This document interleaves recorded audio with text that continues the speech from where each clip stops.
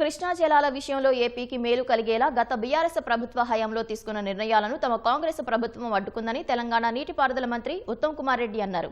Basin ప్రకారం తమ వాటా కోసం పోరాటం చేస్తున్నామన్న ఆయన ఇప్పటికైనా బీఆర్ఎస్ అవాస్తవ ప్రచారాలు ఆపాలని సూచించారు.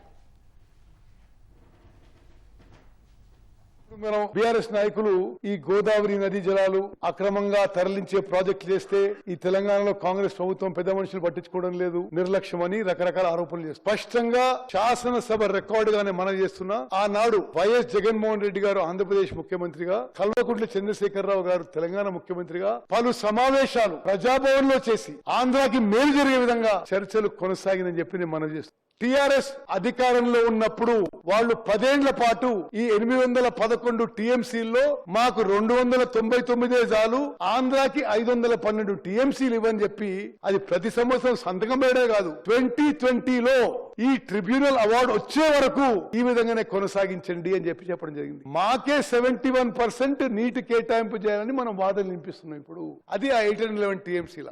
ఇది జాగ్రత్త నాదే. మనం అధికారంలో వచ్చిన తర్వాత కాంగ్రెస్ ప్రభుత్వం వచ్చిన తర్వాత రాయలసీమ లిఫ్ట్ ఇరిగేషన్ స్కీమ్ ఏదైతే 3 టీఎంసీ పర్ డే ఆంధ్రప్రదేశ్ ప్రభుత్వం ఇల్లీగల్ గా అక్రమంగా మొదలుపెట్టిందో ఆ పనులు ఆపించగలిగినని చెప్పి నేను మనవి చేస్తున్నాను.